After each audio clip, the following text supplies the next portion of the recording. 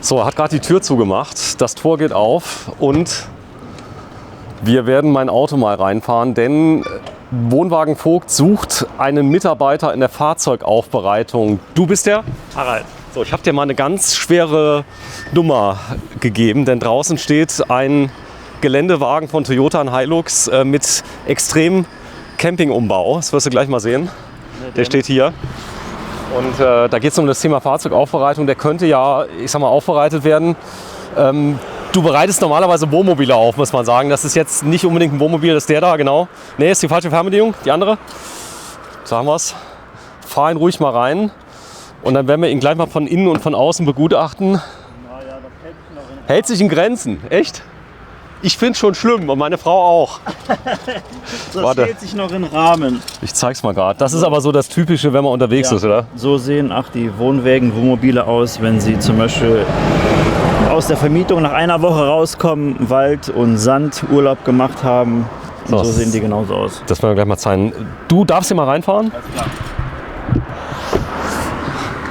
Und wir werden euch heute mal einen ganz besonderen Beruf zeigen, nämlich den Fahrzeugaufbereiter.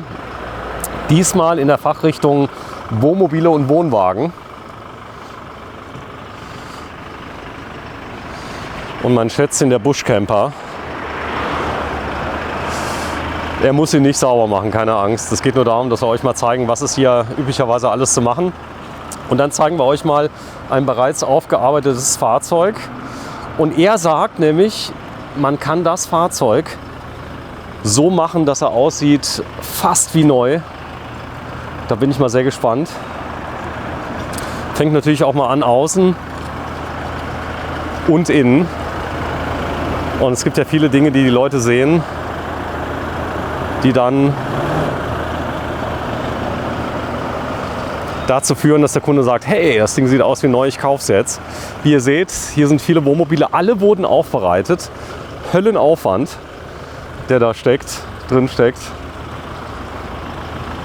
Das war jetzt übrigens ganz spontan. Ich habe ihn mal mitgebracht, weil ich habe ihn erst vor kurzem mal durch den Wald geschickt in Frankreich. Kleine Testfahrt. Jetzt nochmal vielen Dank an Buschcamper für diesen sensationellen Umbau und dass ihr uns den so schnell umbauen konntet.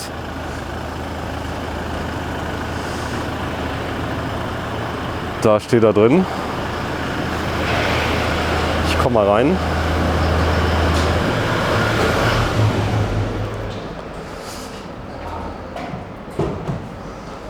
So, wir machen schnell mal das Tor zu, denn das Coole ist, ihr dürft im Winter im Warmen arbeiten. Das hat aber auch einen Grund.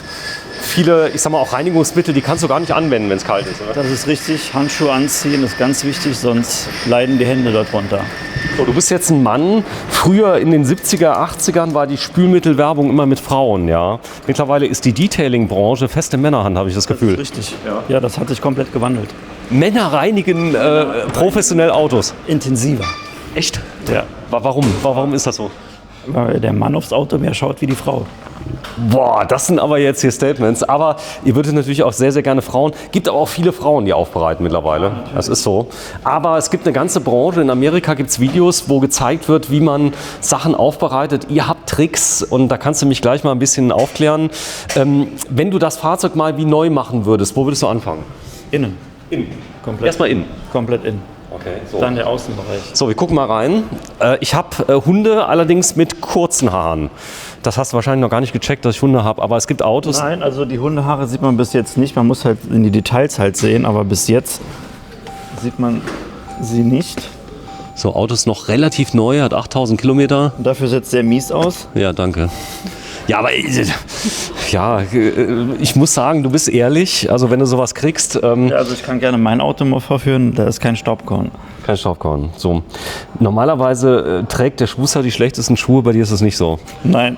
Du legst auch Wert drauf. Hier innen drin, guck mal hier, Ja, das sieht schlimm aus, oder? Ja, diese Ecken am besten halt feucht durchwaschen. Man muss in jede Ecke mit jedem Finger halt sehr penibel arbeiten. Durch Corona hat sich die Situation sowieso extrem geändert. Die Leute sind sehr empfindlich geworden. Man muss alles komplett desinfizieren und das ist halt auch sehr zeitaufwendig.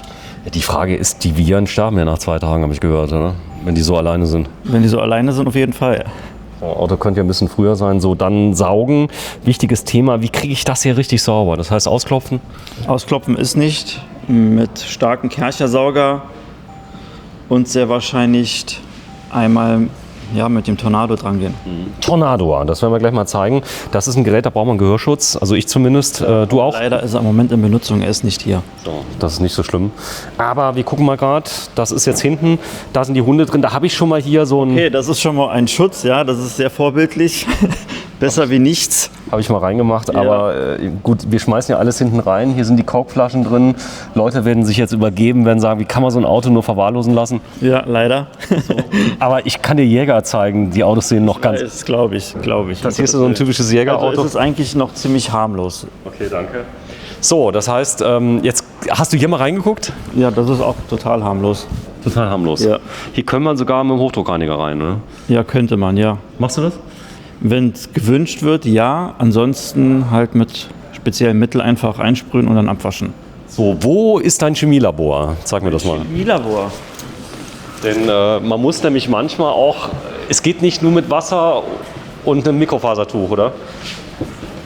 Darf ich mal reingucken? Ja, das ist nur der Rest vom Team. Guten Morgen. Morgen. Ich darf euch mal zeigen. Boah, seid ihr geil. Ihr esst Chips zum Morgen. Und ich zeige mal gerade was ganz anderes, ja. Das ist noch viel cooler. Was ist das denn? Die Süßigkeiten-Spende. Okay. So, es ist Freitag. Ihr arbeitet auch samstags eigentlich? Nachmittag, ja. Sag mal, ich habe euch gerade eben gesagt, das ist mittlerweile Männerjob sauber machen hier bei Autos. Aber jetzt sind immer mehr Frauen da auf einmal, ja? Ja. So, du isst gerade noch ein Brötchen. So, die störe ich mal nicht. Hinter dir ist eine Waschmaschine. Warum wird hier gewaschen? Da waschen wir unsere Lappen. Ja. So, das heißt, die werden alle wiederverwendet, nicht weggeworfen? Nein, werden wiederverwendet. Und unsere Bettwäsche. Die Bettwäsche? Ja, von Ach, den die Vermietung. Ja, von Okay. den Wohnwagen und Wohnmobile. So, ihr habt ja auch eine Vermietung, das heißt, die Leute bringen das teilweise mit. Ihr stellt auch die Bettwäsche dann, also wenn der Kunde es will. Nee, die Bettwäsche stellen wir nicht. Das sind nur die Leintücher, also die Spannbetttücher, wo drüber liegen. Ach so, als Schutz. Ja. Okay, das heißt, da ist ein Schutz nochmal zusätzlich drüber. Ja, Autos sauber machen. Da gibt es Autos, da ist wenig zu machen und es gibt Autos, die sehen ganz schlimm aus, oder? Die sind etwas mehr dreckig. So, was ist zum Beispiel, was könnte mal passieren, wenn so ein, ich sag mal, Auto mal vermietet wird? Könnte da mal eine Milch auslaufen? Ja, Was ist noch? kann auch mal ein anderes Malheur passiert sein. Was zum Beispiel? Das will man nicht gerade so sagen. Es ist appetitlich. Du kommst aus Frankreich? Nein. Nein. Okay. Ist es nicht so, ach so, es könnte jemand reingekotzt haben, oder? Ja, oder halt gelb oder braun sein, ne? Ist das schon mal passiert? Ja, sehr oft leider. Sehr oft. Ja. Leute übergeben sich im Auto. Das auch, aber sie machen halt die Hinterlassenschaften werden halt für die anderen gerne dagelassen. Das heißt, in der Kassette ist noch Ja. Kaki drin Ja, genau so ist es. und Pipi. Genau. Ist mir auch schon mal passiert. Also ich habe es aber einfach nur vergessen. Ja, Also ich hab, viele vergessen es und viele vergessen es halt absichtlich, weil sie wissen, dass es von uns gereinigt wird. so, das heißt, ihr nehmt dann die Chemiekassette. Wenn es ein Festtank ist, dann geht es ja noch. Die wird dann komplett ausgespült, mit Desinfektionsmittel ausgewaschen innen drin Ja. und dann wieder einsatzbereit gemacht. Es gibt schönere Aufgaben, oder? Das ist wahr. Es passiert oft oder eher selten? Also in der Vermietung leider oft. Okay, das heißt, die Leute machen die vorher nicht leer, bevor sie das abgeben? Nee. Nein. So, wenn sie das leer machen, auswaschen müssen sie es ja nicht, oder doch? Nein, nur einfach die Klokassette leer machen, den Rest tun wir dann. So, also macht die Kassette bitte leer. Das ist richtig? Genau. So, ich lasse euch mal in Ruhe. Das sind die Mikrofasertücher, denn ihr benutzt für jeden Job, jedes Tuch nur ein einziges Mal. Einziges Mal, da wird es in die Waschmaschine 90 Grad gekocht und dann geht es weiter. So, und das heißt, die sind sauber. Reiniger ist auch noch ein großes Thema. Genau, das sind Hygienereiniger, die pH-neutral sind, die wir benutzen für Oberflächen. Und hier haben wir halt noch ein Handspülmittel, das auch pH-neutral ist, damit die Hände im Winter nicht so aufplatzen. So, ich zeige das mal gerade. Handschuhe tragen macht Sinn, oder? Genau, vor allen Dingen im Winter. Und halt, Ist das ein Problem für Leute, wenn ich jetzt den ganzen Tag die Handschuhe anhab, oder geht das? es ist unterschiedlich. Also das ist unterschiedlich. Mir macht es nichts aus, aber manche müssen sich halt öfters am Tag dann eincremen. So, eincremen, so machen. So, wir gehen mal raus. Hier vorne ist noch, vielen Dank erstmal, Mädels. Ja. So, da gibt es unglaublich viel. Das ist von dir? Das ist auch das ist überwiegend für die Außenreinigung. Ja. Das ist Poliermittel, Reifenglanz. Hier haben wir Industriereiniger, das ist auch ein ziemlich starker Reiniger für sehr intensive Flecken. Der funktioniert gut. Der ist sehr gut. Ja. Und hier haben wir hier die Politur für die Fahrzeuge und hier ist auch noch ein Multireiniger, der ist aber auch komplett für den Außenbereich angedacht. So, ich zeige es mal gerade. R550, das sind alles Profireiniger. Genau. Die Von der Firma funktionieren. Försch, die sind sehr gut. Wichtig ist, dass die Oberflächen nicht angegriffen werden. Ja. Also es gibt auch Reiniger, da kannst du viel kaputt machen, Dichtungen können kaputt Genau, gehen. die werden porös, die werden weiß, Aluminium wird ganz grau. Da muss man halt sehr, sehr aufpassen. So, das sind die Sprühteile, die sind natürlich auch beschriftet. Genau, was drin ist. Überwiegend ist hier Silikonentferner drin. Steht drauf. Genau. Genau, für verschiedene Sachen, die wir auch reinigen. Und das sind Aquaclean, Aquachem, die Blue Edition für die Klokassette. Die Klokassette, die da ist. Du machst das wie lange schon? 2,5 Jahre. 2,5 Jahre. Was hast du vorher gemacht? Koch. Koch. 20 Jahre Gastronomie. Du warst 20 Jahre Gastronomie und dann kam Corona. Dann kam Corona, dann kam die Arbeitslosigkeit und dann kam hier eine freie Stelle. So, und dann hast du gesagt, komm, ich mach das als Koch. Genau, ganz normal angefangen beim Herr Buhr und jetzt Leitung. Jetzt kommt ja das Besondere, wenn du Koch bist, dann musst du ja quasi für deinen Kunden das Beste rausholen, was irgendwie geht. Also wenn du Koch nicht aus Leidenschaft bist, dann kannst du es vergessen, oder? Genau so ist es. Was, hast du gerne gekocht damals? Ja, sehr gerne. Was zum Beispiel? Das letzte war ein Grillrestaurant mit à la carte Geschäft, französisch-deutsch angehaut. Das hat mir unwahrscheinlich viel Spaß gemacht. Grillrestaurant. Ja. Ist es schade, dass der Job weg ist? Ja, sehr schade. So, aber jetzt hast du einen neuen und Aber das da überwiegt.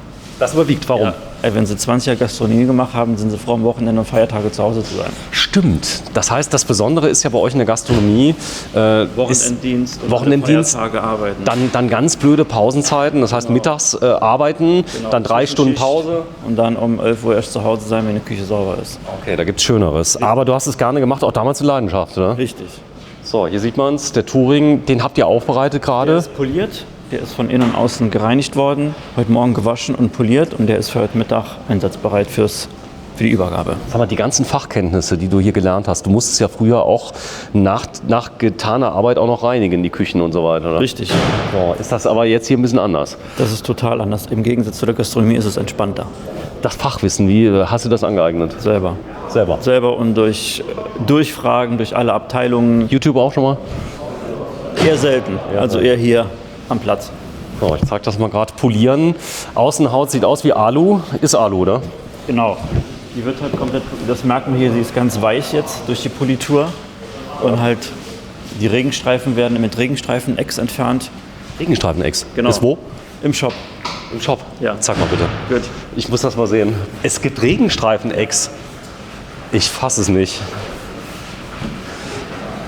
Er hat schon mein Auto gedisst, gerade eben, ja. Er hat gesagt, du musst mal mein Auto gucken, da siehst du kein Krümmelchen.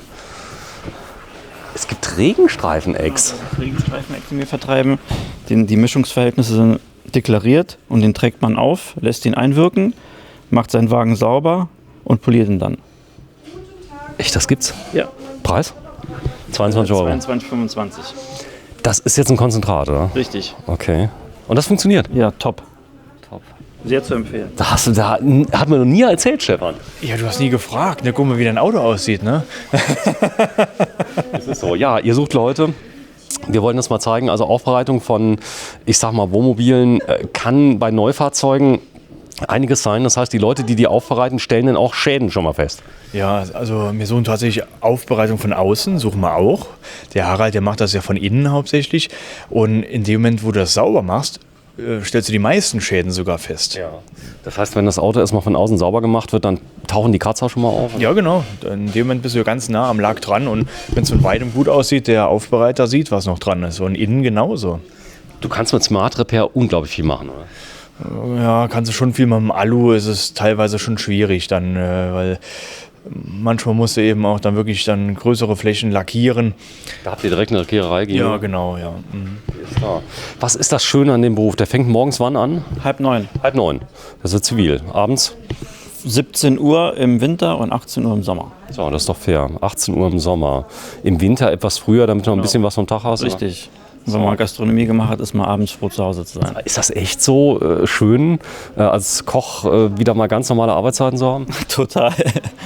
So, es wird gesagt, dass die Gastronomie zumachen könnte, wenn die Gastronomen selber nicht essen gehen würden. Teilweise ja, teilweise nein. Nein. So, das heißt, du kannst jetzt essen gehen bei anderen Genau, Gastronomen. Samstagabends, wo ich früher für Leute gekocht habe, dann gehe ich jetzt selber essen. Ja, du hast auch Kinder? Nein. Kinder, okay, so ist es. Ja, also wir suchen Handwerker oder handwerklich Begabte. Das hier ist ja jetzt eine Sache, die kann man lernen. Gibt es einen Ausbildungsberuf eigentlich in dem Bereich? Weißt du was? Detailer? Würde eher sagen, nein, nee. Man muss ein Auge dafür haben. Wenn man selbst kein Auge dafür hat oder an seinem eigenen Auto das vielleicht nicht so sieht, dann ist es schon schwieriger. Und von der Arbeitszeit eben ganz vergessen, sind zwar von der Zeit her zwischen 8:30 Uhr, 18 Uhr, aber in der Regel, was macht ihr? 40 Stunden so, ne? Das, ja. 40 Stunden, ja. Es ist jetzt auch Pflicht, ihr müsst stempeln. Ja. Mittlerweile ist das so? Wir machen schon seit 3 Jahren digital, wo du entweder mit dem Fingerprint oder eben mit einer Stechkarte dann digital mit der Zeiterfassung und so wird das minutenweise erfasst. Ja. Sehr schön, weil die meisten, die das nicht wissen, wir müssen auch demnächst Zeiterfassung einführen. Geht nicht anders. Ich glaube, die Einzigen, die ausgenommen sind, sind die Chefs selber, oder? Du auch? Niemals das, ne? Ich musste auch da jetzt in der Firma selbst unterschreiben, dass ich es auch mache. So. Urlaub gibt es auch schon mal? Natürlich. Warum? Ist doch so schön, ja. Wenn man nicht Urlaub macht, dann wächst einem alles über den Kopf. Ja, es ist so. Das heißt also, was machst du, damit du, ich sag mal, rauskommst aus dem Trott hier? So ein bisschen Sport, ein bisschen? Nee, gar nicht. Ja. Okay. Nee, was macht man im Urlaub? Man fährt weg oder bleibt einfach zu Hause und schaltet ab? Schaltet ab. Genau. Netflix. Eher weniger. Mehr unterwegs sein. Unterwegs sein. Genau. So. Du selbst bist auch Camper, oder? Eher weniger. Okay.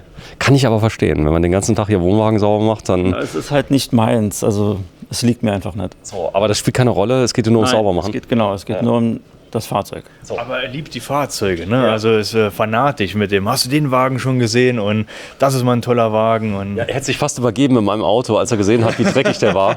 Und das war mir so peinlich. Aber ich wollte einfach mal zeigen, so sehen Autos halt mal aus, wenn die kommen. du hast es angekündigt, ne? Das war ja, hast ja gesagt, guck da den mal an, ne? Und Er sagt aber, es wäre noch harmlos. ja, also es gibt welche, die sind super, muss man auch sagen. Es gibt welche, die sind perfekt. Die kommen auch schon so an, wo der Vorbesitzer nur barfuß im Fahrzeug drin unterwegs war, niemals mit Schuhen drin. Aber es gibt auch mal Fahrzeuge, wir haben ja auch Mietfahrzeuge, manchmal kommen mal welche zurück, wo dann eben nicht so tolle sind. Ne? Er hat mir erzählt, oft lassen die Leute die Klos voll und geben die dann ab. Das ist das, glaube ich, nicht so Schöne, oder? Ja, es bekommt jeder 3-mal gesagt. Und wer dann immer noch die Toilette leer macht, der muss eben auch dann mal einen Strafzins bezahlen. Das gibt's So, eben. das wird vorher aber gesagt. Ja, nicht nur einmal. Und viele, gut, die haben vielleicht Hektik, sind zurückgefahren, aber du sagst, viele, egal, wir lassen es einfach mal offen. Ja, wenn wir die Leute suchen, du kannst es empfehlen, den Job? Sehr sogar. Also vor allen Dingen Leute, die in der Gastronomie gearbeitet haben, die immer noch Jobs suchen. So, also wenn ihr in der Gastronomie wart, egal in welchem Bereich, es betrifft ja alle, egal ob im Service, in der Küche. Ja. Also das Anlernen, du willst den Leuten zeigen, wie es geht? Sicher, ich lerne die Leute an. Ja, die Best Secrets würdest du alles erklären. Muss ich ja. Musst du machen. So, das heißt, die kommen nicht ins kalte Wasser, die machen erstmal Training on Job so ein bisschen? Ja, die arbeiten an meiner Seite und je nachdem, wie groß das Fahrzeug dann ist und wie selbstständig sie arbeiten, dann auch alleine. So. Zusätzlich muss man vielleicht noch hinzusagen, wir haben ja noch ein großes Haus oder mehrere große Gebäude. Die müssen natürlich auch immer sauber sein. Und das ist eben auch ein Teil, eben, dass ein gewisses Team eben auch hier die Büros mal macht. Und wir können nicht nur alles rundherum für andere sauber machen. Wir müssen ja selbst hier irgendwo einen sauberen Laden haben, saubere Büros. Und Hast du denn da auch die neuesten Maschinen angeschafft, damit es so einfach wie möglich ist? wir haben keine Maschinen. Putzlappen. Diese Maschinen haben wir, ja. Okay, das heißt, ich muss auch putzen dann bei euch. Ja, natürlich. Ne? Wir haben auch Akkustaubsauger für auch in die Fahrzeuge rein. Wir sind da schon gut ausgerüstet, ja. Ich finde das ehrlich, dass du das sagst. Ja, viele sagen jetzt, das sind die Fahrzeuge, da lernt ihr immer die neuesten Fahrzeuge kennen. Halt schmutzig, das ist so. Aber du sagst, wenn man das liebt und mag, weil das Ergebnis, wenn die Kunden anschließend ihre Autos kriegen, das überwiegt. Ja. Kann man hier als Kunde auch sein Auto einfach abgeben zur Aufbereitung? Geht das? Nein. Nee, wir haben die Kapazitäten nicht dafür. Also wenn wir jetzt von den Kapazitäten das mal anbieten könnten, würden wir das mit Sicherheit tun. Aber wir sind schon froh, wenn wir das alles so immer gestemmt bekommen und haben im Prinzip damit schon mehr als genug Arbeit. Ja. 60 Jahre seid ihr am Markt. Job, Sicherheit, das große Thema für viele. Viele wollen nicht wechseln, weil im Moment die Situation so schwierig ist. Und viele sagen, ich bin froh, dass ich einen festen Job habe. Bei dir war es ja viel schlimmer. Du warst von praktisch heute auf morgen dein Job los. Ja, leider Gottes. Und das war vor 2 Jahren, war das ganz schlimm. Ihr musstet zumachen, alle Restaurants waren zu. Die waren zuerst zu und danach insolvent.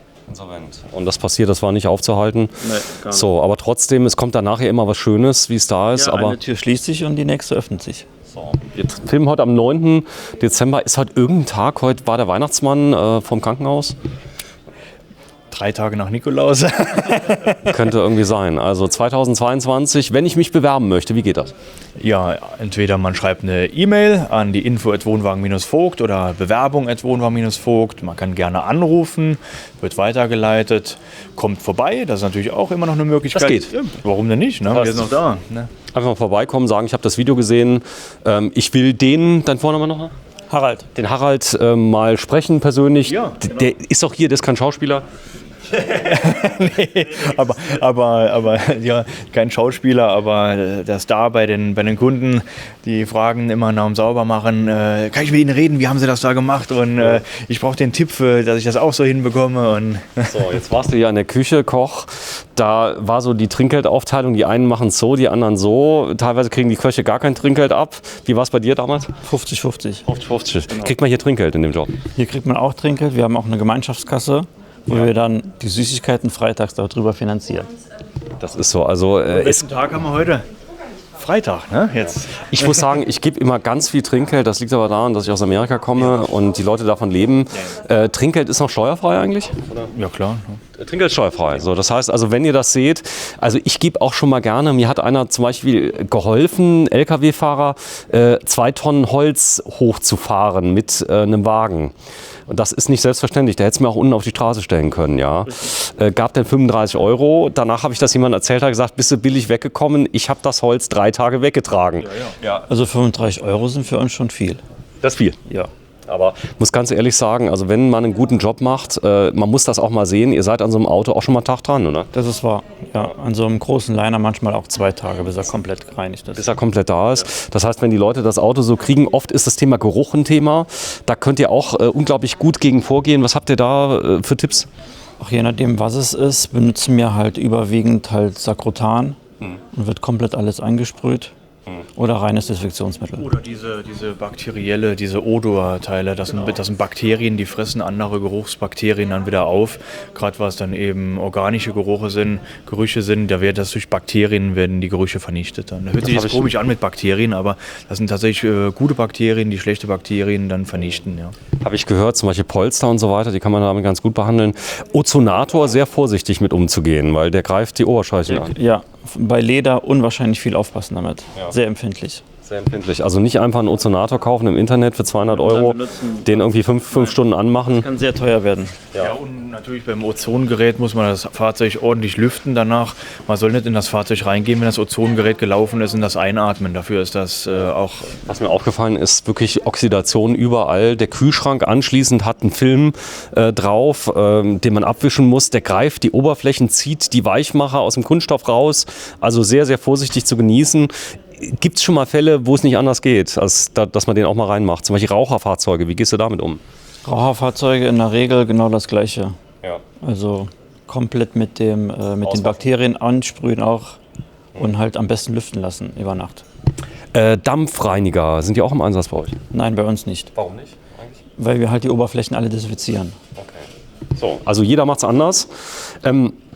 Erstmal vielen, vielen Dank, Stefan. Ja. Also info@wohnwagen-vogt.de. Man kann natürlich auch eine Internetsuchmaschine benutzen, gibt Wohnwagen Vogt ein, kommt man direkt auf die Internetseite. Dort kann man einfach das anklicken, eben unsere E-Mail-Adresse oder unsere Telefonnummer steht da. So macht es heute wahrscheinlich jeder, dass er ins Internet geht und sich erstmal anschaut, wo ist er hier und einfach melden bei uns. So, jetzt ziehen die ja bald um nach Saarlouis, also in absehbarer Zukunft. Ist das ein Problem für dich? Nein, es ist näher. So, ist näher. Ja. Ensdorf, ja stimmt, genau. Ist ja direkt ums Eck. Ja. Dann vielen Dank euch beiden. Es sind Fahrzeugaufbereiter innen, außen gesucht und wenn ihr euch das zutraut, ist ein gut bezahlter Job, muss man sagen. Und meldet euch bei Stefan Buhr oder beim Harald wie ganz genau? Bartodzi. Oh, cool, du kommst woher? Aus Polen. Aus Polen.